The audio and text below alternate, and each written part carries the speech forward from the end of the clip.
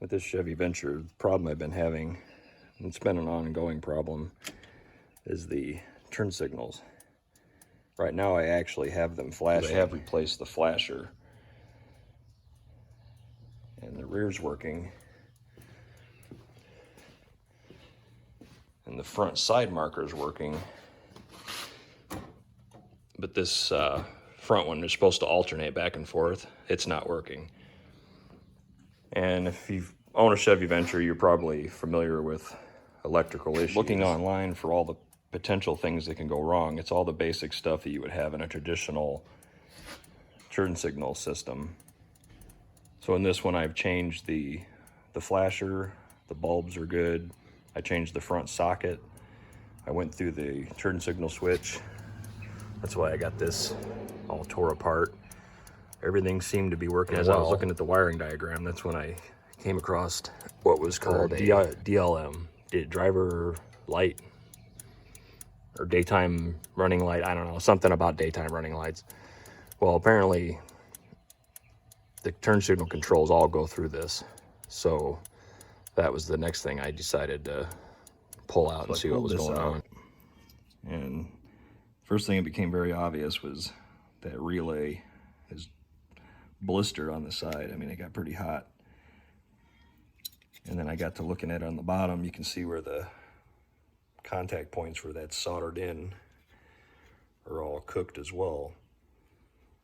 And that would explain why I would have intermittent issues. It would stop working, and then it would start working, and then it'd start blinking really fast, and then it would stop blinking at all, and then it just, and everything you did, nothing seemed to work to try to fix it, and it was starting to get kind of irritating.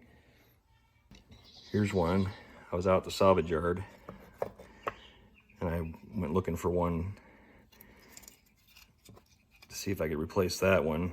And even the ones, this is the best one of all of them I found, but even the ones at the salvage yard, those connections are, you can see where they've been hot. But this one wasn't melted or anything, so I went ahead and went with it. And my suspicion is if you're having strange intermittent problems, pull this thing out and check those connections, because chances are they're in this condition right here. And the worse that connection gets, the more heat is going to be produced, and then you'll eventually wind up with what you have here. So I'm going to solder those up and pop it in there and see if it fixes the problem.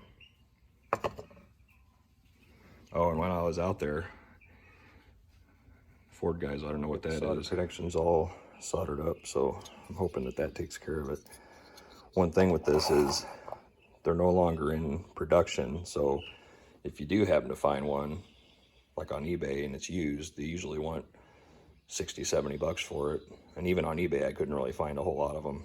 So, and chances are you're gonna have to solder it just like this one. On a van like this, it's got 307,000 on it at the moment, and the body's gonna fall off it long before I get 400,000 on it. So it's just kind of a beater with a heater. I don't want to spend more than I have to on it. So salvage yard is your best option. That looks like it did the trick. Got both lights working now. And walk around the back here. Got that one working. All right. All right, check the other side. Make sure something didn't get screwed up with that. It's working. I